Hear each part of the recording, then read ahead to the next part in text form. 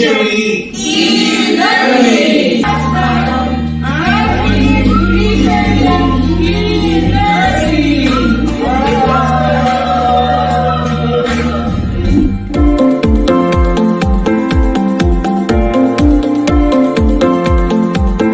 Kilalanin na po natin ang ating tagapagsalita. Magandang umaga po sa inyong lahat. Ano po ba yung possible na maging benefit po ng ating mga participants na nakikinig po sa atin ngayong umaga? Ayan, ngayong umaga di-discuss kasi natin ang hydroponic system. Ayun. Tapos, pag-aaralan natin kung paano ba magtanim ng lettuce ang pag-uusapan natin ngayon. Mula sowing hanggang transplanting hanggang harvest hanggang sa market. Ayan. Sa tingin ko po, excited na po ang ating mga participants. Ayan, maaari na po siguro tayo magsimula sa ating talakayan.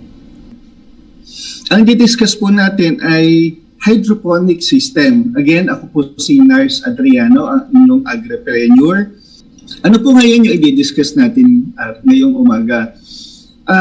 I-discuss po natin lahat, very comprehensive po ang gagawin natin mula sowing, seedling management, pagtatanim, hardening, yung pag-acclimatize ng seedling doon sa growing environment niya. Pagkatapos natin i-harden, itatransplant na natin saan? Gagamit po tayo ng Kratky method at saka NFT or DFT system. Tapos ano po gagawin natin kung meron na tayong tanim? Paano ba natin i-manage yung mga lettuce na yon? At pang-pito po, ano po ba kailan ba natin mag-harvest at paano natin i-market yung lettuce na yon?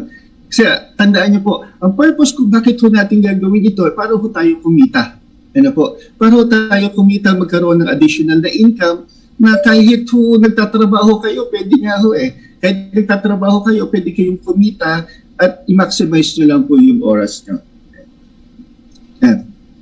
At pangwalo po, ano ho yung di-discuss natin? Yung kita po, magkano po ba ang kita, magkano ang puhunan, magkano po ang return on investment? Magkano po lahat yun? 1 year ba? Bago ko babawi yung puhunan ko? 1 month ba? Para ko babawi yung puhunan ko? So mamaya po inang-discuss natin. Siguro yun yung mas importante sa inyo. Yan. Yan po. Yan po yung farm ko, pinakita ko lang, yan sabi ko po, yan po yung FB page ko, yung Lettuce in a Cup, yung naging YouTube channel ko. Doon po pinakita ko po, yung una ko po, yung nasa itaas sa kanan, yan po yung mini farm ko sa harap ng bahay. Sa harap lang po ng bahay yan. 15 square meters lang po yan. 15 square meters lang. Tapos, sabi ko, nag-aalaga ako sa 15 square meters ng lettuce. Pero nagpo-produce po yan ng mga 300-350 heads ng lettuce. Tapos, lagi po siyang ubos. So, anong ginawa ko? Wala po akong space eh. So, ang ginawa ko, nagtanim po ako sa likod ng aming bahay. Yung po nakikita niyo sa left side, sa pader lang po yan. Sabi ko, magpa-project niya ako, testingin ko kung lalaki ang lettuce dyan sa gilid ng pader. At lumaki po. So, nagpo-produce na po ako ng almost 500 heads ng lettuce. Kung bebenta ko po yun, nasa 12,500 yun. So, malaki po ang kikitain. Nasa harap lang po ng bahay, nasa gilid ng bahay. Ako po ay pumapasok sa aming opisina. Inaasikaso ko lang po yung pagtatanim niyan, pag-aalaga niyan, pag umaga bago ko umalis at gabi pagdating ko. So, sana po, ma-encourage din po kayo na magtanim ng lettuce. Ayan po. Ano po ang una nating step sa pag-aalaga ng lettuce? Yan po yung una, sowing. Ano po ba yung sowing? Ang sowing po, yung pagtatanim, no? Yung pagtatanim mismo. Sabi ko po kanina, this is hydroponics, kaya hindi po tayo nagtatanim sa soil. Nagtatanim po tayo sa tubig. Pero hindi po siya ordinaryong tubig, hindi po yung regular na tubig na iniinom nyo. Ito po ay mayroong water nutrients, no? Yung iba po kasi nagtatanim lang, kala nila yun lang, yung water nutrient po yan. So pag sa sowing, ano pang mga kailangan natin? Kailangan syempre natin may buto, kailangan natin may kokopit. Ano po yung kokopit? Yung kokopit po, yan po yung galing sa busal ng niyog, no? Yung sa bao po niya, yung outside pala ng bao, yung pinaka-cover ng niyog, yun po yung coco peat na giniling. Ano pa po, kailangan po natin ng seedling tray at saka seedling tub na kung saan po doon tayo magtatanim ng seeds. Kailangan po natin ng stick para lang po guide natin doon sa seeds at saka doon po sa water sprayer. Ngayon po, papakita ko po sa inyo yung video.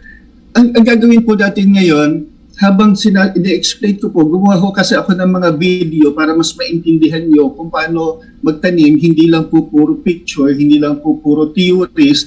Gagawin po natin para mas maintindihan nyo, mas malaman nyo, practical po ang gagawin natin yung actual na pagtatanim ng lettuce. So, una po papakita ang video sa inyo ay kung paano po ba natin i-disinfect yung coco peat. Yan. Ang pag-disinfect po ng coco peat, karamihan po, kadalasan po ginagamit niya pagpapakulo lang ng tubig. No? Pinapakuluan yung coco peat ng 15 minutes, pero ang ginawa ko dyan, naglagay lang po ako ng hydrogen peroxide. Yung hydrogen peroxide po na hinalo ko, kung alam niyo yung hydrogen peroxide, yan po yung agua oxinada na ginagamit natin. Ang ginamit ko po ay yung food grade na agua oxinada na pang-disinfect ng coco peat. Lalagyan lang po natin siya dyan ng mga 5 ml of hydrogen peroxide sa 10 litrong tubig. So ganyan lang po siya. Kailangan natin i-disinfect ang coco peat kasi po, yan po ay pinamamahayan ng mga bakterya, pinamamahayan ng mga fungus. No? Kapag hindi natin disinfect o in-sterilize ang coco peat, ang mangyayari po dyan, hindi po tutubo yung inyong seedlings. Ang mangyayari pa po, pag hindi tumubo yung seedlings, magtataka kayo kung bakit ba nagpunla ako, tapos wala namang ba't hindi tumubo? So, importante po na kapag tayo ay nagsusoy, sterilize po natin yung coco peat para ho mamatay yung mga fungus. Pwede ba magpunla sa foam? Pwede rin po, marami pong gumagawa ng ganon. So, pwede po natin gamitin yung mga growing media na yun. Pero na-advise ko po, coco peat po yung gagamitin natin. After po natin ng ganon, pag nababad na ho natin ng mga 4 hours yung coco peat, pipigain lang po natin yan, gaganyanin natin, at pwede na po yan pagtaniman at ilagay po natin sa seedling tray o sa seedling plug. Yan. Ganyan lang po ang gagawin nyo. Ayan. Ngayon po, kapag nakakuha na tayo ng coco peat, meron na tayo yung pagtataniman natin. Yan po yung sa seedling tub na sinasabi ko. Ano po yan? Para ano ho ang purpose kung ba't ko binubutasan yan? Kasi po, kapag later on, kapag malalaki na yung seedlings natin, hindi na natin i-sprayan yan ng tubig dahil papatong lang po natin yan sa tubig para mag-absorb siya ng water nutrient. Ayan po. Yan, lalagyan lang po natin siya. Yan. Yan po yung, nag-try po ako sa seedling tub at saka sa seedling tray. Pinakita ko lang po dyan kung ano mas maganda. Ako po kasi ang ginagamit ko, seedling tray para ho mas madali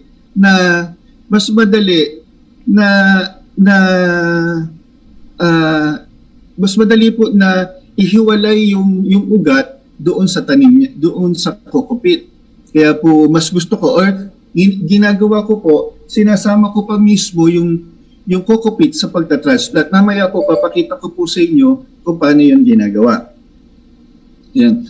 So, yan na po tayo. And tapos papasok na po tayo doon sa seedling. Paano po ba magpunla ngayon ng aktual na pagpupunla? Yan po. Yan po yung seeds na ginagamit ko. Yan. Yan, estrosa po yan. Yan. Dito po ang pagtatanim sa seedling tub. Ilalagay nyo lang po yan, ibubudbud nyo lang. Yung mga malalaking farm, ganyan ang ginagawa kasi ayaw nila isa-isahin sa seedling tray kasi mabusising gawin. Pero ako po, mas preferred ko na sa seedling tray, yan po muna, sa seedling tub. Sa seedling tub po, dadagdagan nyo yan ng di ba nilagyan nyo na yung seeds. Lalagyan nyo lang siya, bubudburan nyo lang siya sa ibabaw. Ang taas lang po na ibubudbud nyo, yung twice na laki ng seeds. So matakpan lang po yung seeds, okay na po yun. Ganyan lang po ang pagpupunla sa seedling tub. Ngayon, after po natin mapunla sa seedling tub, gagawin naman po natin, lalagyan naman po natin yan. Babasain siya natin ng tubig. Kasi po, kung dry po yung coco peat nyo, hindi po siya mag-germinate. Kaya dapat moist yung inyong coco peat para po mag-germinate yung inyong seeds. Inuulit ko po, kailangan po natin sterilize ang coco peat para magkaroon tayo ng mataas na germination rate. Para naman po yung sa seedling tray. Ganito po yung sa seedling tray. Pwede nyo pong isa-isahin ng kamay, medyo matagal lang, mabusisi. Sa seedling tray, mahirap magtanim, mahirap mag-sow. Mahirap po mag-sow, pero sa pag-transplant naman, mas simple ang paggamit ng seedling tray. Kasi ang iniiwasan po natin, babaya papakita ko, yung root stress. Pag po kasi isa-isang ganyan, hindi mo nai-stress ang ating mga seedlings. After natin na maganyan, yan, ulitin po natin. Kailangan po natin basahin para po maging moist para maging moist po yung ating tanim ulit, yung ating coco peat. Yan. Basahin nyo lang pong ganyan. Mas mainam po, bumili na kayo ng ganyang sprayer. Bumili na kayo ng ganong sprayer para mas simpleng mag-spray. Kasi po, kapag yung mano-manong sprayer, medyo matagal masakit sa kamay. Kaya nire-recommend ko po na gano'n ang gamitin. Ngayon, natuto na po tayong mag-sow. Natuto na tayong magpunla. Ano po ang gagawin natin after nating ipunla? After po nating ipunla, yan po, paano natin i-manage yung seedlings? Kasi po, meron na siyang tubo Ganito po ang gagawin natin. Napaka-importante po nito. Mag-take notes po kayo. Kapag day 1 to 4 po, isprayan nyo lang siya ng tubig. No? Pakita ko po sa inyo kung paano ko siya ni-sprayan. And makikita nyo, yan po pala ay nasa full sunlight na. Nasa araw na po yan. Dahil may nakita na akong ugat na lumalabas at dahon na lumalabas. Yan, nakita niyo may mga konting dahon na. Iyan po ay nangyayari on the first day or second day. Yan po ay second day. No? Nakikita ko na po na meron siya. So nilagay ko na po siya sa full sunlight. Pero kasi nilagay ko siya sa greenhouse. Yung greenhouse ko, merong UV plastic at meron siyang net. Kaya kahit maarawan yan, protected po siya dahil na-filter po yung init. So, okay lang po na on the second day, ilagay na po yan sa araw. Pero, tandaan nyo po ito, pag nilagay nyo na sa araw, kailangan nyo na ho yan, sprayan ng tubig. Kasi po, dapat mapanatili natin yung pagiging moist ng coco peat. Ayan. Kailangan po natin siyang sprayan. Huwag nyo ho hahayaan na matuyo-tuyo ang coco peat dahil po mamamatay ang inyong seedlings. Kailangan pong gawin yan. Hindi pa po kailangan lagyan ng water nutrient yan kasi on its own mabubuhay po ang seedlings. No? Kasi kapag yan nagkaroon ng dahon ng mga cotyledons niya, yung first cotyledons niya, yung dalawang cotyledon, enough na po yung cotyledons na yon para ho mabuhay yung halaman. No? Kaya para ho siya mabuhay. So, yung tandaan niyo po yung seedlings kaya niyang mabuhay for 6-7 days on its own. So, hindi natin kailangan ng water nutrient. Pero, pagdating po ng 4 days to 6 days, hindi na ho natin siya i-sprayan. Kailangan na po natin gawin bottom watering na. Bakit bottom watering? Kasi po, kung lagi siya natin i-sprayan na yan, kukunti na po yung mabibigyan yung tubig, baka magkulang. Iyan po ay nasa 4 days na. Ayan, 4 days na ng pagkakatubo. So, nilalagyan ko na lang po ng tubig sa ilalim ng mababa lang na may masisip-sip yung mga seedlings papaakyat niya sa itaas. Yan po yung dahilan kung bakit po mayroong butas yung seedling tub sa ilalim. Yan, ganyan lang po yan. Lalagyan niyo lang po ng tubig. Inuulit ko po, hindi po yan mataas na tubig. Baka ho kasi matimak yung tubig o yung seedling tray na yan, mapakalahati nyo, magkakaroon ho ng problema yung inyong lettuce. Masyado pong magiging matubig. Yan. So, kaya po, 4 to 6 days, bottom watering po ang tinatawag natin. Tapos na po tayo sa day 6. Pagdating po ng day 6, lalaki pa naman po yung lettuce nyo sa tubig, pero hindi na po enough yung sustansya na galing doon sa mga cotyledons niya para isupport yung kanyang paglaki on the 6th day. Kaya po on the 7th day, kailangan nyo na po suportahan yung lettuce, yung seedlings. Ano po gagawin natin? Lalagyan na po natin ng water nutrient. Bottom watering pa rin po tayo. Kung ang mixing ng inyong water nutrient na bibilin ay 2 ml per liter, no? Karaniwan ganyan, 2 ml per liter. So, dahil po yan ay bata pa, huwag niyo pong lalagyan ng 100% na water nutrient. Ano po ang recommendation? Dapat po kalahati lang. Dapat po, tandaan niyo, seedlings pa lang po yan. Dapat, masana yung seedlings na i-adapt yung water nutrient kasi hindi siya sanay doon eh. Water lang siya galing eh. Kaya dapat unti-unti muna. 50% po muna ang ilagay natin doon sa ilalim doon sa ilalim para ho makapag-absorb siya ng tubig. Ayan po. Ang susunod po natin ay natuto na po tayo magpunla. Natuto na po tayo kung paano i-manage yung seedlings. Ngayon, sabi ko po kanina, yan, hanggang day 12 lang yung bottom watering with nutrient solution. So, ano gagawin natin pagkatapos ng day 12? Pag day 12 po, may nakita na kayo. Pag day 12 po ha, pag day 12, meron na kayong nakita na pangatlong dahon or pang-apat na dahon, tiyak po, meron na yan pang-apat na dahon, ililipat na natin siya sa growing media natin. Pwede po ilipat natin siya sa cup or kahit man sa net cup or sa cup. Yan. Paano po tayo ngayon mag-transplant? Sabi ko po kanina, ita-transplant natin yan using coco pit, using net cup, o using styro cup. Pwede po kasi kahit na ano doon ang gamitin. So kung styro cup po ang gagamitin natin, paano po pa binubutasan ng styro cup? Ganito po yun. Yan.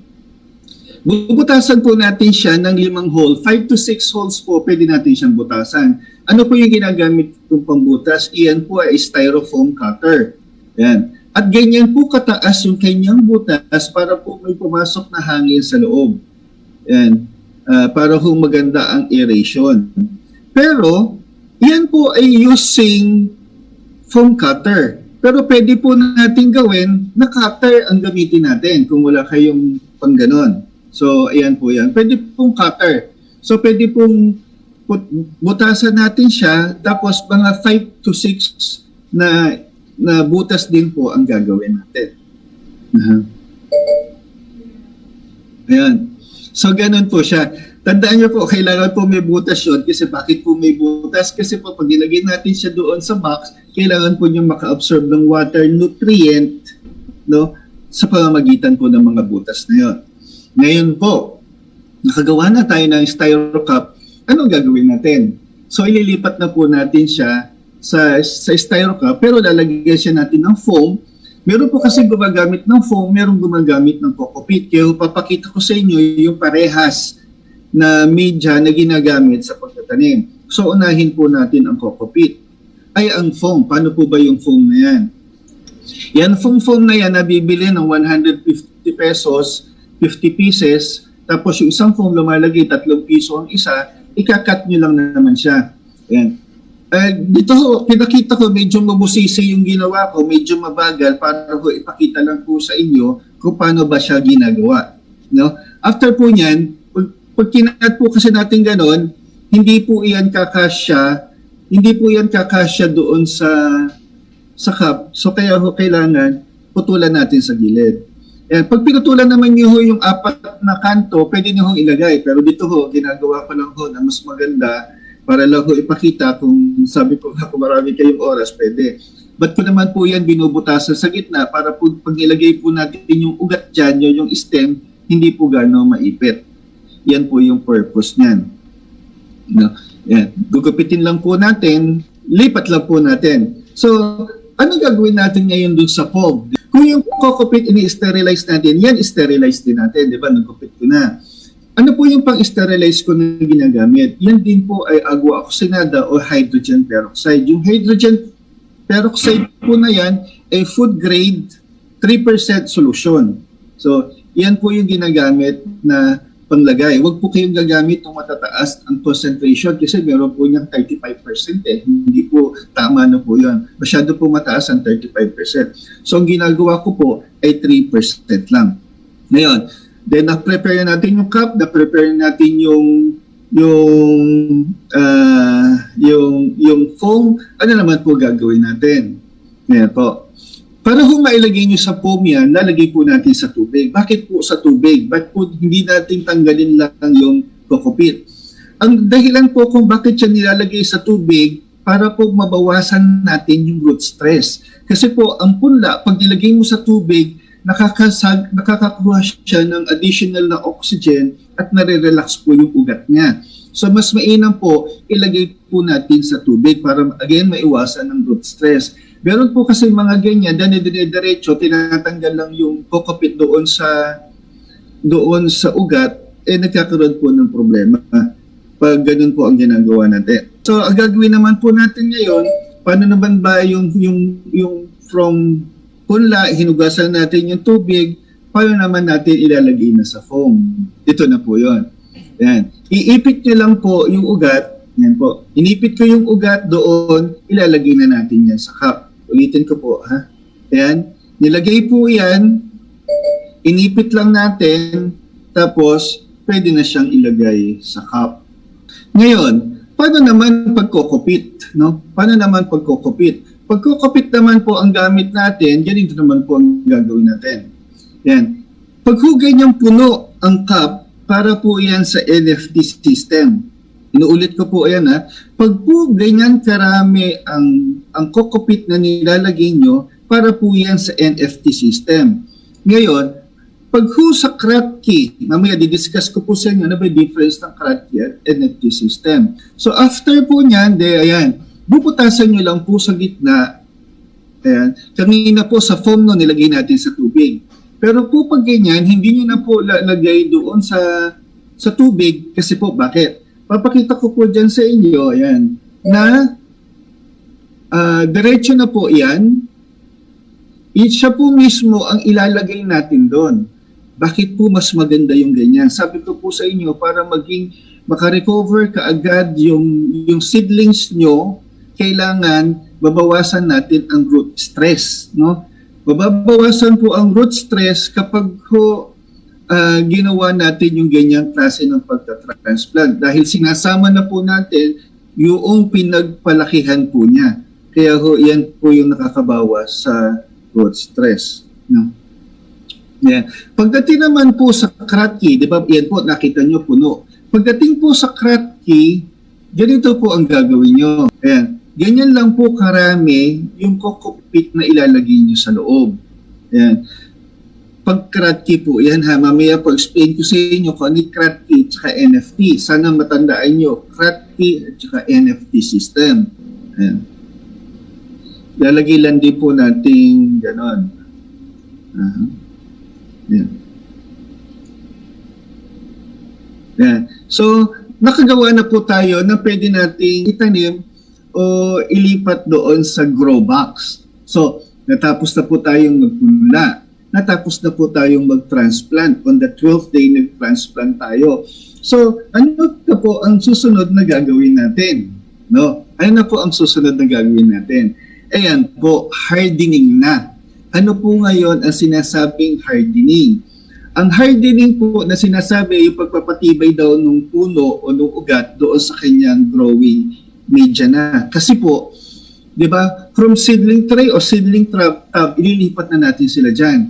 At, tandaan niyo po ito, kung kanina po, from day 6 or day 7 hanggang day 12, 50% water nutrient lang po ang ginagamit natin.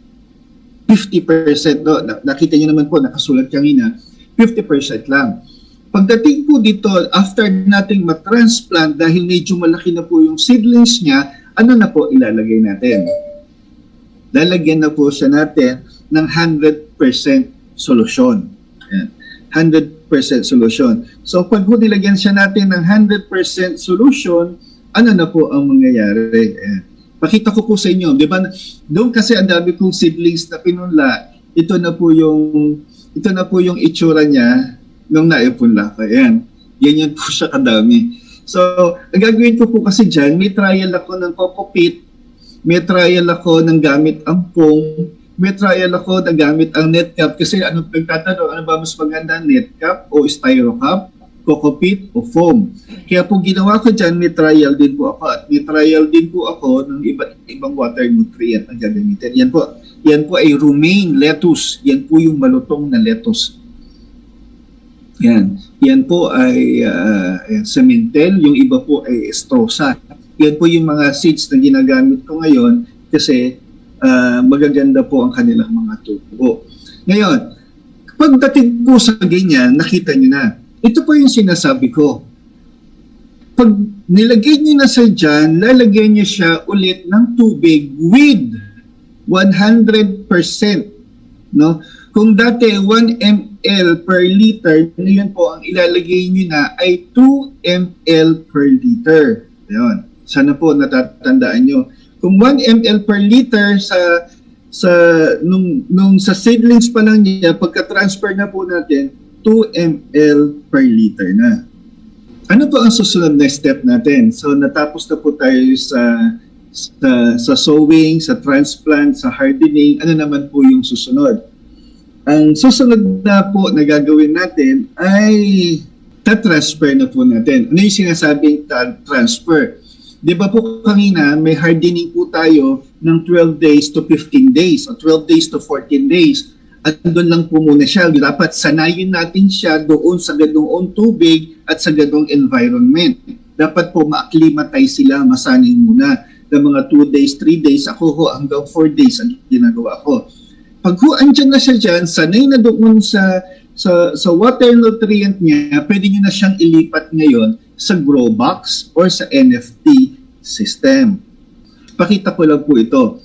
Yan po yung mini farm ko sa harapan ng bahay. Makikita nyo sa na meron akong tuna box. Yung styro box, yan po yung tuna box. Yun po yung sinasabing Kratky. Pag sinabi natin Kratky, yung tubig po stagnant lang sa loob. Stagnant lang yan sa loob. Lalagyan mo lang siya ng tubig. Pagkalagay mo ng tubig, okay na yon. Wala ka nang gagawin. Hihintayin mo na lang siya na lumaki. Iyan yung sa Kratky, yung nasa gitna. Ito po mga nakikita nyo yung nakapaligid doon sa styro box, iyan po ay NFT. Iyan, hindi ho yan full NFT, semi-NFT lang kasi may naiiwan po iyang water sa loob. Yan. Mamaya po i-discuss ko po kung magkano po yung nagastos ko dyan at magkano yung kinikita sa ganyang kaliit na space. Ano po ba yung Kratky method? Yan ay deep water culture. Lalagyan nyo lang po ng tubig yung styro box with water nutrient. No? Ano po ang ginagawa dyan? Lalagyan nyo lang siya ng tubig. Halimbawa po, yung styro box na yan ay meron siyang 26 liters ng water. Ano po ang mixture? Depende po yan sa water nutrient na bibili nyo kung ano yung recommendation. Pero usually, 2 ml yan per liter. So kung meron yan 26 liters, so ilang ml po ilang ml po ng nutrient solution? 26 plus 26, so 52 ml po per liter ang lalagay natin. Sabi ko po, ito po yung pinakasimple Kratky method. Pagkalagay nyo, iwanan nyo, tapos makikita nyo po yan, iyan yung ugat doon sa ilalim. No? Iyan yung ugat doon sa ilalim kapag nagtatanim kayo sa Kratky. Ngayon, kung gusto nyo pong makita, kasi mahaba po yung pagtitimpla ng water solution, again po, kung gusto nyo makita kung paano yan, iba-iba po kasi ang pag-mix sa halimbawa, sa Snap, sa Nutrihydro, sa DIY ng Master Blend, iba-iba po yan. So, doon po sa ginawa kong YouTube, makikita nyo po isa-isa kung paano detalyado hinalo yung water nutrient na yan. By the way po, lahat po nung pinakikita ko sa inyo, mga previous videos ko na po na ginawa yan, para lang po maging matuto yung mga tao kung paano, para meron silang reference, at in-upload ko na po yan doon sa YouTube channel ko na Lettuce in a Cup. para po mas simple nyo maintindihan, mas detalyado, andoon po lahat. Ngayon, ito po. Yan po yung tuna box, no? Ano ba yung tuna box na yan? Yan. Mabibili niyo po ang tuna box na yan sa mga hydroponic supply. Halimbawa po, yung tuna box na yan, meron siyang 15 heads, no? 15 heads yan. Meron din naman mga great box lang, pero ang hirap na maghanap ng great box ngayon. Yung tuna box na yan, may 15 heads, kung 26 liters niya po ang laman, 52 ml ng water nutrient ang ilalagyan nyo. Yan. Ganyan lang po yung tuna box. Tapos, ito naman po yung semi-NFT system. Yan. Ano po yung semi-NFT system? Diba meron po akong Kratky kanina, no? Kratky yun. Tapos, meron akong NFT system. Yan po yun. Meron lang po siyang mga tubo. Meron po siyang gagamit po yan ng water pump, gagamit siya ng pipe, pero medyo mas magastos po yan kesa sa tuna box. Kasi po yung tuna box, halimbawa, mabibili niyo yung tuna box ng 300 pesos, meron na siyang butas, bibili nila kayo ng styro cup, mga 1 peso 25 centavos ang isa, meron na po kayo. Pero ito pong NFT system, mas maganda po siyang tingnan, mas maliit ang space na kakainin niya, at mas marami po kayong lettuce na mapoproduce. Kaso po, kapag itong NFT system ang ginamit nyo, mas mahal po para sa Kratky. Kaya po yung iba, nagsisimula muna at i-recommend ko po na magsimula muna sa styro box. Bakit po? Dapat po matutunan nyo muna ang basics bago po kayo pumasok sa NFT. Kasi po pagdating sa NFT, may gastos na po yan, tapos hindi kayo marunong magtanim, sayang po yung itatanim nyo. Kaya kung mag-i-start po kayo sa styro box muna, alamin nyo muna kung paano mag-sow ng seeds, paano ba siya magpalaki, ano ba yung management niya, paano ba mag-transplant. Kasi hanggat hindi po natatapos yung lahat na yun, hindi nyo siya maililipat dyan, at kung mali po yung ginawa nyo, hindi po lalaki yung lettuce nyo. Kaya po, mag-try po muna kayo ng ilang boxes sa styro box bago kayo mag-NFT. Ngayon, kung mapera naman po kayo at gusto nyo mag-ganyan agad at meron naman sa inyong magtuturo, mag-guide, pwede rin po. Marami na pong gumawa nun. Kapag may pera sila, ayaw na nilang sayangin yung oras nila. So, nag-NFT na sila. Ano po kailangan ngayon sa NFT? Ayan. Ang ginagamit ko po ay Atlanta Duracon downspout. Nabibili po yan before sa Wilcon. Ang problema po, nagkakaubusan dahil yung mga tao gusto lahat magtanim na sa NFT ngayon. Ang size po niyan ay 2.5 inches by 4 inches by 8 feet. No? Nabibili ko po yan sa meron po sa mga hydroponic supply. Sa Baliwag, meron yan. Sa Bulacan, hydroponic supply. Alam ko po sa Malolos meron din eh. Pero dahil nahihirapan po ako maghanap, nabili ko po yan sa Quezon City pa, sa Commonwealth. Ang pangalan po ng kanyang tindahan ay Exicon Construction Supply. Ayan po. Kasi po, hindi naman po talaga, ito po kasi yung pipe po na yan, hindi naman po talaga pang hydroponics yan, kinostomize lang po. Ito po ay downspout, ang tawag po dito. Gamit po yan sa construction. Iyan po yung tuluan ng tubig sa gilid ng bahay. Yan po yung nilalagay.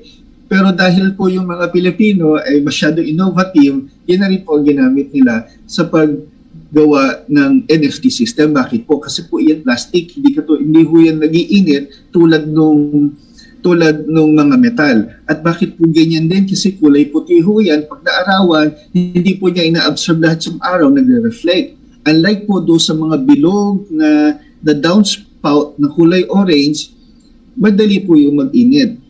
Kaya po ang ginagawa, kapag po yung bilog na downspout ang gagamitin mo, ang ginagawa po doon, pinupinturahan ng puti para mag-reflect yung init, para hindi mag-init yung tubig sa loob. Bakit po kailangan, ito po, tandaan niyo po, bakit po kailangan malamig yung tubig? Bakit po kailangan pinturahan ng puti? Kasi po, pag mainit po ang tubig sa loob, hindi ho lumalaki ng gaano ang lettuce. Ayaw po niya ng mainit, pero gusto niya ng araw. Kaya gusto niya ng liwanag ng araw, pero ayaw niya ng sobrang init. So, marami pong ginagawa. Ako po ngayon naglagay na ng shade net sa aking bubungan para po ma-prevent ko yung sobrang init ng araw dahil po sobrang init ngayon. So, yan po yun. So, kailangan natin ng mga drain fittings, no? Ano ba yun? Yun, yung kulay puti doon sa right side ng picture. Yan po yung kulay puti. Diyan po mag-overflow yung water, no? Diyan po pupunta. Kasi po dapat dahil ito po ay semi-NFT, dapat yung nakikita yung level na yun, yun po yung hanggang saan lang yung tubig sa loob ng pipe. Pag sumobra na doon, tatapon na po yun, pupunta na babalik na ulit yun sa water reservoir. Ang NFT po kasi meron siyang inlet, meron siyang drain. So yung pump po, papasok sa inlet, ilalabas po yun, papunta sa drain, tapos may pipe po ulit, pabalik doon sa reservoir. Kaya po ang tawag po dyan ay recirculating. Recirculating po yung tubig, pabalik-balik lang, iaakyat, pupunta dito, babalik po sa reservoir. Kaya po, recirculating water po yan. Ngayon, sabi ko po sa inyo, meron po additional na cost. Unlike po sa Kratky, pag bumili ka ng styrobox, butasan mo, lagyan mo tubig sa loob, tapos na. No? Hintayin mo lang up to harvest. Ang nagiging problema lang ho ng iba, kaya may maintenance pa, binibili nila grape box, tapos tinataob nila yung takip, tapos nagiging 10 liters lang ang tubig. Minsan po nagpupulang, dinadagdagan pa po nila. Pero yung sa normal po na box, hindi na po natin nilalagyan ng additional na tubig yung styrobox, tulad ng tuna box. Kaya po, yung tuna box, yung Kratky, set mo ngayon, bubilang ka na lang ng 25 to 30 days, pwede nyo na siyang i-harvest. Dito po sa NFT, hindi. Kailangan nyo po ng timer. Bakit po nyo kailangan ng timer? Kasi yung hindi po 24/7 yung pagpapump ng tubig pagdating po sa semi-NFT. Hindi po siya. Gagawin nyo lang po dyan, ako ngayon, halimbawa, itatime ko yan na 30 minutes ng alas 6 ng umaga, doon ko start. 30 minutes on, 15 minutes off. Pwede pong iset yung timer na yan. Pag yung timer na yan, mechanical timer, pag binaba po natin yan, may mga yan binababa sa gilid, kada baba nyo ay 15 minutes yon. So, sineset ko siya na 30 minutes on, 15 minutes off. Pagdating sa tanghali, dahil sobrang init, mga alas 11, ginagawa ko po 45 minutes on, 15 minutes off. So, bakit ko po binadalasan na mas mabilis ang daloy ng tubig? Kasi po, dahil po nag-iinit pa rin ng tubig, dahil sa sobrang init, dapat po bumilis yung recirculation ng water niya para hindi po nag-iinit yung tubig doon sa loob ng pipe. At para po mas maraming oxygen ang nakukuha ng lettuce. Yun po yung purpose to. Kasi pag ikot po niyang ganyan, may kasama na po yung oxygen, nare-replenish yung lettuce, hindi nag-iinit yung tubig, kaya po lalaki ng maganda yung inyong lettuce. Yun po yung purpose kung ba't natin dinadalasan ang flow ng water kapag humaingit. Ano pa po? Reservoir or tank. Kailangan po natin, syempre, nilalagyan ng tank. Ano po, kung makikita niyo po, binago ko po yung reservoir ko. Ang ginamit ko na ngayon, styrobox na po yan. Bakit siya styrobox? Kasi po, di ba, pag styro, di ba, nagalagay tayo ng ice trap, nagalagay ng ice candy, ng yellow, nagtatagal po ang lamig dyan. So, kaya ginawa ko pong styrobox ang aking water reservoir para po malamig yung tubig na dadalhin niya doon sa pipe. Other than that, yung nasa right side po, sa upper right, yan po ay water pump. Yan po yung bibili nyo para ilalagay po natin yung dalawang tubo doon sa ibaba. Yung tubo sa ibaba, ikakabit natin dyan para dalhin yung tubig papunta doon sa pipe. Ano pa po ang kailangan natin? Doon po sa bottom right, makikita tayo doon ng kulay itim. Yun po yung microtube. Tapos po, yung pinaglagyan ng microtube, yun po yung tinatawag na single barb.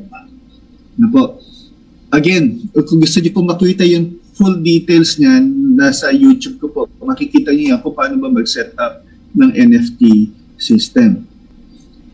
Hindi ko po kayo matanong, kung may mga tanong sana kayo, Kasi may ina po sana interaction dahil ito po ay webinar lang, wala po tayo ganong interaction. Alam ko po napakaraming ng tanong kasi po ako inuulan po ng tanong dahil di ba meron ako FB page, may nag-PPM pa sa akin, meron pa nagko-comment sa YouTube, ang dami pong tanong. So alam ko kayo rin marami ng tanong. So mamaya po sasagutin na po natin yan kasama si Seb at kasama si Raymart para i-discuss po natin yon. Ngayon, nalagay na natin yung napunla na natin, na transplant na natin, nalagay na natin siya sa styrobox, nalagay na natin siya sa NFT system, kung ano man po yung ilalagay. Kailangan po matuto natin i-manage yung tubig. Ay matuto natin i-manage habang doon. Ang sabi ko po kanina, si Kratky, wala pong ganong management yan na ginagawa kasi set and forget niya po ang tawag sa Kratky. Set and forget. Kaya po, titingnan ko po yung oras, di pa ako sobra sa oras. Set and forget po yan. Pero, pagdating po sa NFT, kailangan po natin na i-monitor yung yung water sa loob ng reservoir kasi nauubos po yun. Diba? Nauubos po yung tubig doon dahil sa evaporation at saka sinisip-sip po yun ng lettuce. Hindi nyo naman pwedeng bigla na ilagay lahat ng water requirement niya sa isang reservoir kasi po hindi naman ganun kalaki yung reservoir natin. Halimbawa, yung isang panel po na yan ay 80 heads ng lettuce, no? Ay 80 heads ng lettuce. So 80 heads dapat times 2 or times 1.5. Kung times 2 1.5 to 2 liters of water po kasi per head. Kung palagay natin 2 liters siya. Sa isang panel po, dapat ang kailangan niya mga 130 to 160 liters of water. Hindi naman po natin malalagay sa reservoir yon. Kasi pwede lang po natin lagay sa reservoir natin dahil maliit lang naman, nasa 50 to 70 liters. So, hindi ho talaga enough yung lalagay yung tubig sa reservoir. Kaya po, in between po doon, pag halimbawa pagdating ng 15 days na nalipat nyo na dyan sa Kratky or dyan sa NFT, pagdating ho ng 15 days na sobrang bilis na lumaki. So ang dami na niyang tubig na kailangan. So ang gagawin natin, pag marami ng tubig na kailangan, na uubos na yung tubig niyo sa reservoir, magdadagdag na po kayo. So kailangan niyo hong i-monitor yun kapag NFT. Magdadagdag kayo ng tubig, magdadagdag din kayo ng water nutrient.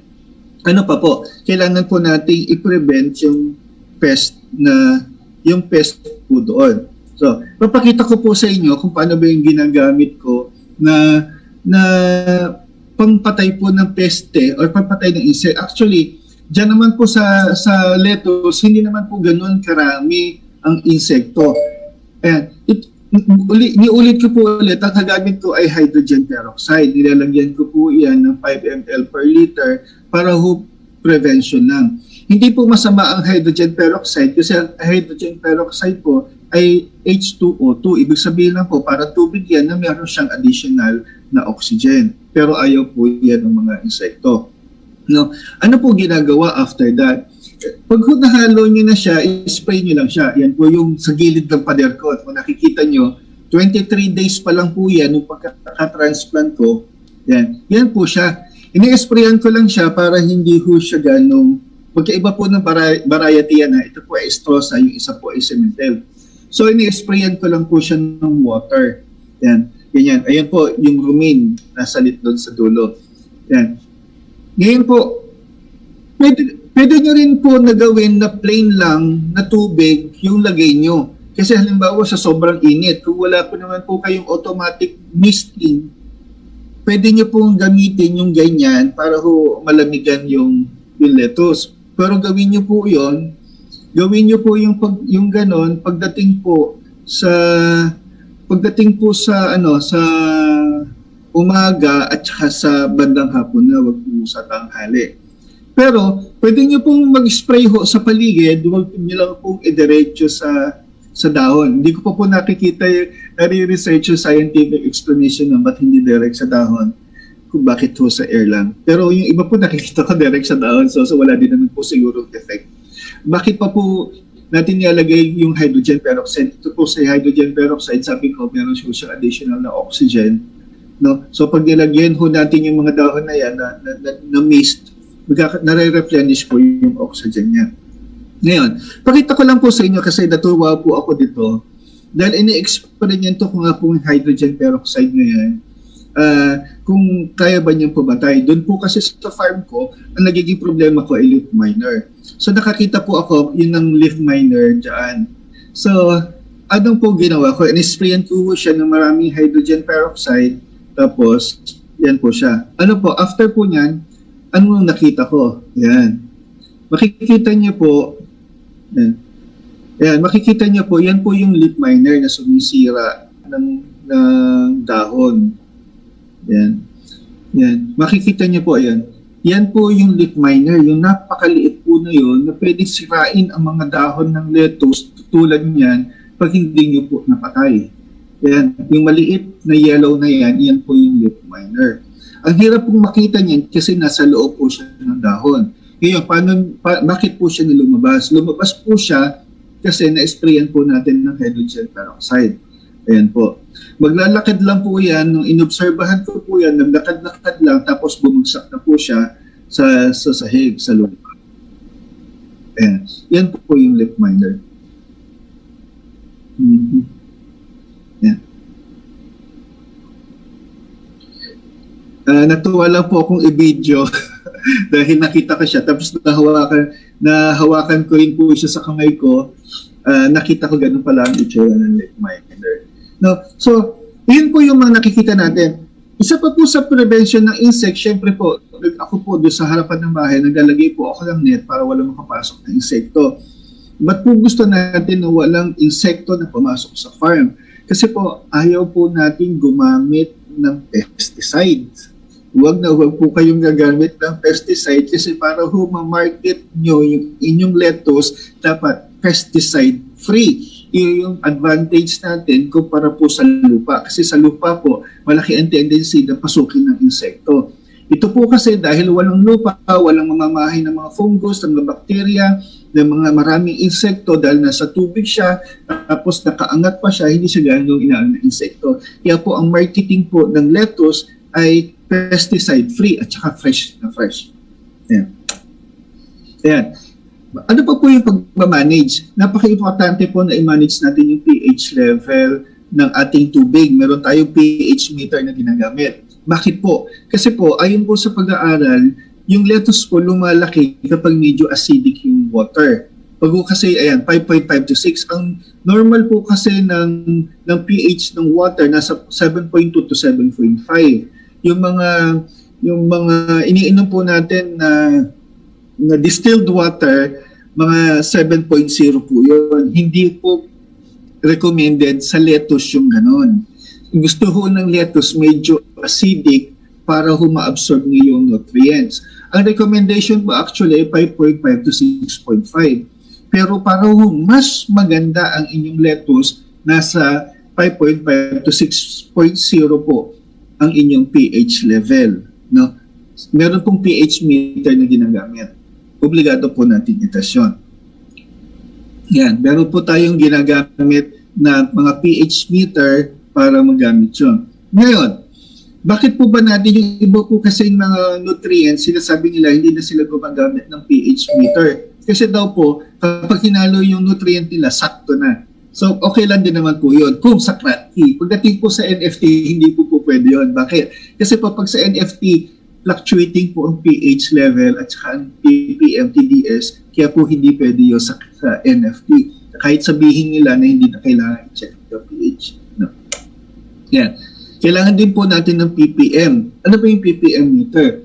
Ang chine-check po sa ppm meter ay parts per million ng solids. No?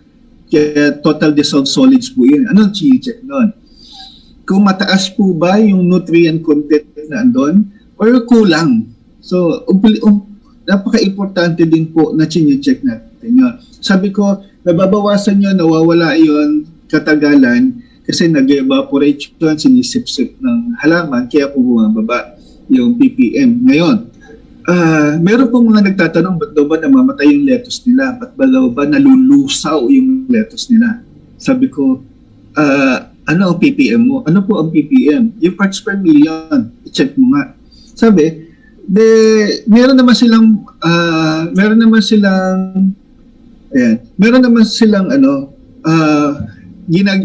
bumili naman sila ng TDS meter. Na-check nila, ngayon pa lang kanilang PPM ay nasa 2,000, tapos yung iba 2,500. Sabi ko, malulusaw nga yung lettuce mo. Bakit? Kasi po, ang recommended lang po na PPM ay nasa 550 to 840. Para lang din po yung nagtatanim sa lupa. Kapag po ang tanim nyo sa lupa, halimbawa ang sili, ang talo, ang okra, yung bata pa, lagyan nyo ng maraming pataba yan. Ano nangyayari? Patay yung tanim nyo. Sigurado po yun. Matutuyo yun. Nagtataka kayo, nilagyan nyo ng fertilizer, tapos namatay pa. Experience ko po kasi yun. So napadami. Ganon din po sa hydroponics. Kapag po naglagay kayo na sobrang nutrient, may tendency po na matuyo or malanta rin yung malanta, malusaw po yung inyong lettuce. No? Kaya po, lalo na po sa mga seedlings, kaya po, napaka-importante na chine-check ang TDS at saka ang PM meter. Hindi ko na po i-highlight ito. Siguro makikita niyo naman yan sa net. Makikita niyo yan sa net. Nalalakyan ko pa ba? Ayan, yan po yung recommended na pH and TDS meter. Ayan. Ayan. Nasa pangalawa na po tayo sa huli. Hindi ko po alam. Sep, Raymart, inform niyo ako ha pag kailangan ko ng tumigil. Ayan. Step 7 na po tayo. Huli na. Ayan, huli na. Hindi ko alam kung nag-extend na ako. Ayan. Paano naman po yung mag-market, i-harvest nyo na? Ako po kasi, kaya huli, lettuce in a cup. Pag po ako nagbenta ng lettuce, kasama yung cup. Bakit po kasama yung cup? Kasi, makikita nyo po dyan, ayan. Makikita nyo dyan, meron pa siyang ugat sa ilalim. Bakit ko siya binibenta ng ugat? Kasi po, gusto ko po, pag nagbenta ako, fresh na fresh yung aking lettuce. So, kapag ko binenta ko yan, halimbawa, 30 pesos per cup po ako magbenta eh. So, 30 pesos per cup. Pag binili po nila yan, ilalagay lang nila sa pagdating sa bahay, sa tubig na malamig, kahit tubig lang na malamig, tatagal yan ng 1 linggo. I assure you, tatagal yan ng 1 linggo. Halimbawa, yun, bumili sila ng boxes na. Meron po kasi akong lettuce in a box. Meron akong lettuce in a cup, meron akong lettuce in a box. Ano po yung lettuce in a box? Katulad po nun, yung mga bumili na yan. Nilagay ko po yan sa box. Meron po akong box of 9, meron akong box of 8, meron akong box of 12, meron akong box of 15. Doon ko po nilalagay yan. No? Para pag bumili sila, marami, tapos pitas lang sila ng pitas sa gilid, buhay pa rin yung halaman. Nakita nyo, may hawak sila ng bote ng Coke. Nagpapasunod po ako ng water. Bakit po ako nagpapasunod ng water? Kasi po, di ba, yung box na yon, lalagyan lang nila ng water sa loob, mabubuhay na po yung lettuce na yon. So kahit 1 linggo nila kainin yan, magtagal, pwede po yun, buhay ang lettuce. Pero hindi po libre yung box na yon. Pag bininta ko yung lettuce na yon, kasama yung box, may deposito yung box. Yan. Kasi pag kasama yung box, walulogin naman po tayo na. So, ano po yung tubig na yan? Yung tubig po na yan, di ba, nagbenta ako, kinuha ko lang yung sa water reservoir, binigay ko sa kanila, so hindi naman po ako nag-incur ng additional cost. Ngayon, pagdating sa marketing, sabi ko po, kapag pa isa-isa, 30 pesos ang benta ko, pero kapag maramihan, 25 pesos per cup po ang benta ko. So, halimbawa po, yung box na 8, box of 8, no? Ayun, yung binili nila, yan na lang, box of 9 yan. 9 times 25, 225. Tapos yung box po mismo, ang bili ko po dyan ay 75 pesos. So, 225 plus 75, 300. 300 ko po pinabibili yun. Tapos, pag naubos na, pwede hunahan nila sa akin isoli yung box at bibigay ko po yung 75 pesos. Ganun po ang ginagawa ko sa pag-market. Ano pa po? Ayan. Ito po yung, ayan, kung makikita nyo, meron po akong box of 9, meron po akong box of 15. Ano yung box of 15 na yan? Iyan po yung tuna box. No? Ganyan po karami. Kasi, di ba, may tanim ako sa isang tuna box. So, yun na po yung ibibigay ko sa kanila. Isang buo na po yun. So, kaya po, sa tuna box, mas mahal ang deposito kasi 240 o 300 po isang tuna. Ganun po kamahal yun. Tapos, ayan. Ayan. Para po additional ho sa marketing, ako po gawa ng FB page para doon ko po papakita, oy, meron akong for harvest ngayon, bumili na kayo, mag-reserve na kayo, mag-order na kayo. At tinuturo ko na po sa inyo, tapos na po tayo magpatubo ng lettuce, tinuturo ko naman po sa inyo ngayon how to market your lettuce. No? Yan. Magkaroon kayo ng FB page, picture nyo ng picture, i-post nyo na i-post doon para ma-attract po yung mga tao na bumili ng lettuce nyo. Tapos mag-invite po kayo mag-invite ng maraming friends, yung mga friends ng friends nyo, sabihin nyo, i-like din yung page nyo para marami pong bumili. Tapos mag-join din po kayo sa buy and sell groups, katulad po na sa Rabael Bulacan Buy and Sell. So pwede po kayong mag-join dyan para magbebenta yung lettuce. Ayan. Ito na po yung last, no? Ito na po yung last. Sana po pasok pa rin ako sa oras. Pagdating naman po sa net income, bago natin syempre makompute yung net income natin at saka yung return on investment natin, yung ROI. Ayan. Sabi ko po, yan po yung mga ginastos ko. Meron akong makikita nyo sa picture. Ayan. Lakihan ko lang po. Ayan. Makikita nyo doon sa picture. Yan. Meron doon sa taas, mayroong UV plastic, merong mga bakal, PVC pipe. Sa gilid po ay meron na green net para ho protection yan sa insekto. Merong pipe. Yan po yan. Ngayon, ito na po yung cost. Yan.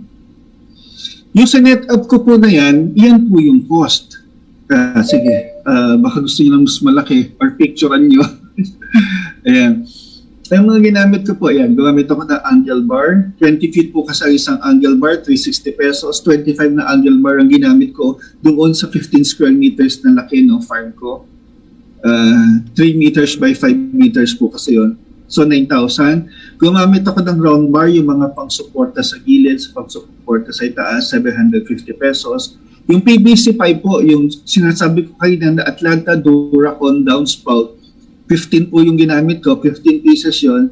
Ang cost po niya, 350 per piece. Nilagay ko na po 350 kasi yung iba 350, yung iba 380. Pero ako po binibinan ng 330. Pero nilagay ko na rin po dyan, 350. Yung plastic po, yan po yung sinasabi kong UV plastic. Bumili po ako ng 25 meters, 130 pesos per meter.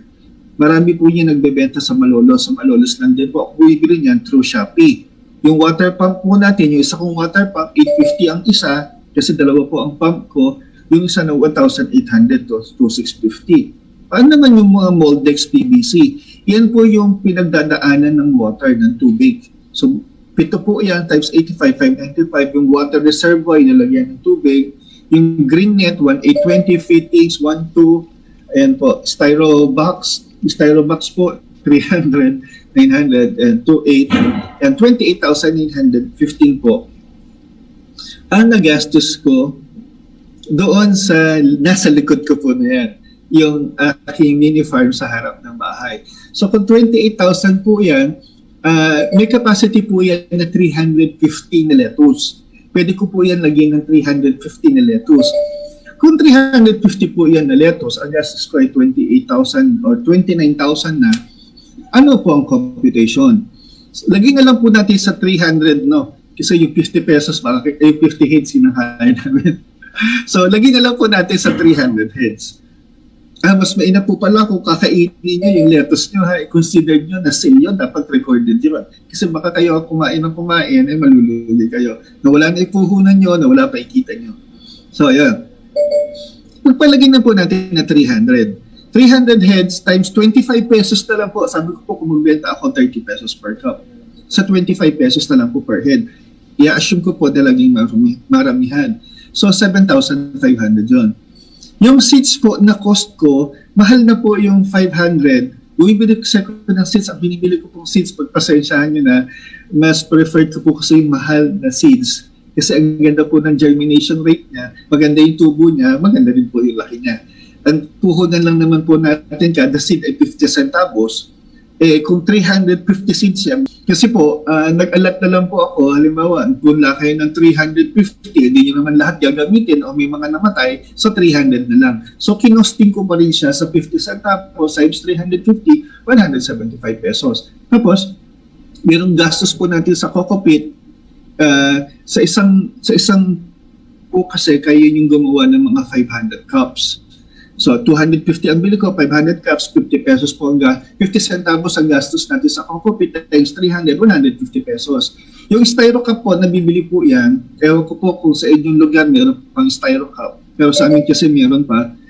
Kung 300 cups yan, ang presyo po kasi ngayon ay, ang presyo ng cup ngayon ay 30 pesos tapos 25 po ang laman. So lumalagay po 1 peso at 20 centavos kada styro cup. Yung water nutrient po naman, meron kayo nabibiling 250, 280, 300, 350. Sa akin po 300. Ang laman po ml. Kada 500 ml po, pwede yan na 250 heads. Ayan. So ang cost ko po niyan sa 300 heads ay 720. Ayan. 720. Tapos gumagastos po ako ng electricity sa dalawa kong pump, 90 pesos siya. Tinos ko na po yun. Gamit yung calculator sa pagtotoo sa electricity based on sa wattage. So, 180 po yan per month. Yung water, mura lang naman na tubig. So, nag-alat po ako ng 50 pesos.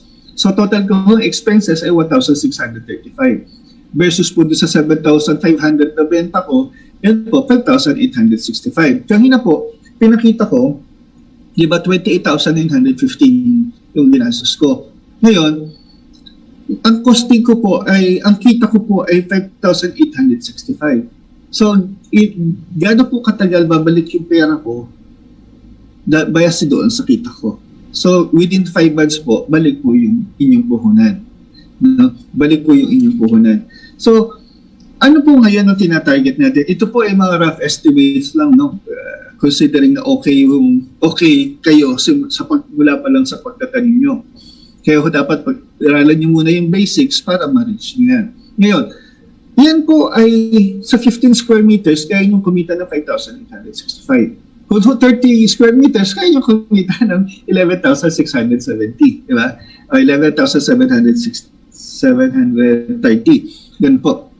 So, depende po sa inyo yan. Gano'n makalaki ang tinatarget yung kita. So, kung ganito kalaki ang target yung kita, dapat lakihan nyo yung farm nyo. At habang lumalaki yung farm nyo, kailangan din po i-expand natin yung market natin. Sino pa yung dapat natin i-reach ng mga tao sa pag-market ng lettuce natin? Ayan po.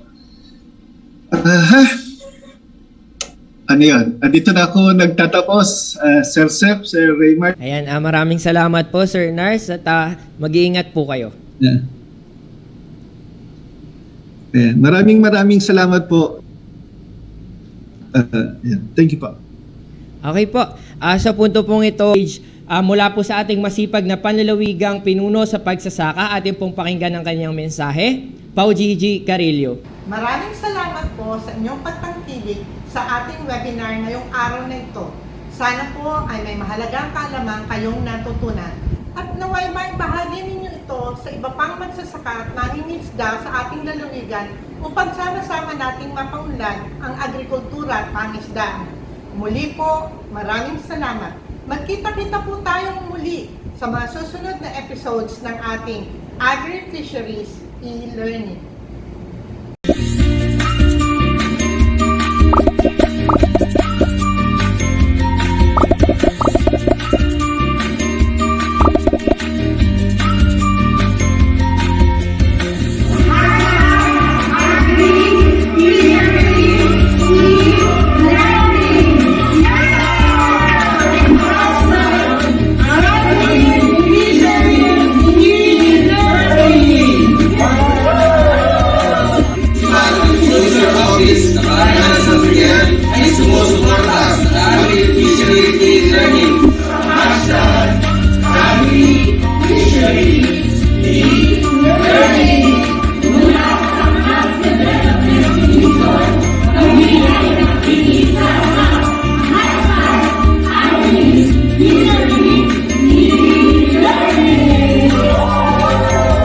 Mula sa bayan ng Bicol, nakikita ako sa #AgriFisheries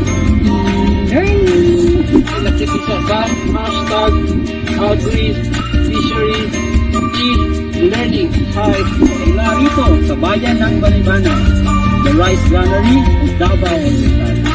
We support #AgriFisheries e-learning. Mula sa LFT ng Kalupit, mo ay nakikiisa sa hashtag AgriFishery-e-Learning.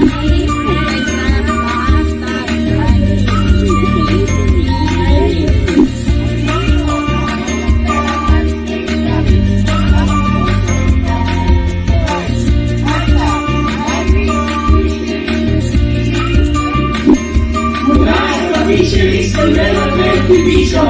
Kami ay nakikiisa sa hashtag AgriFishery-e-Learning. Kami ay nakikiisa sa hashtag AgriFishery-e-Learning.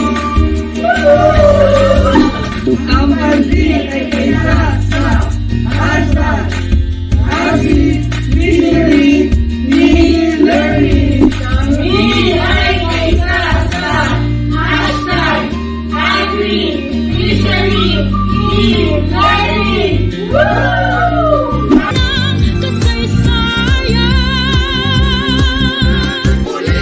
Lumuluhod na kalaban, kabayong nagunahan, pagod ang lutang-lutang. Sasahan ng kayamanan, halaman na nalalawigan, sayawan ng kahilingan. Tara na sa Bulacan, damhin ang masayang buhay, balikan mga bakas ng kasaysayan. Likas na yamang dagat, tahanan ni Del Pilar ng Bulacan, bakit ang naalahas ng may kawayan?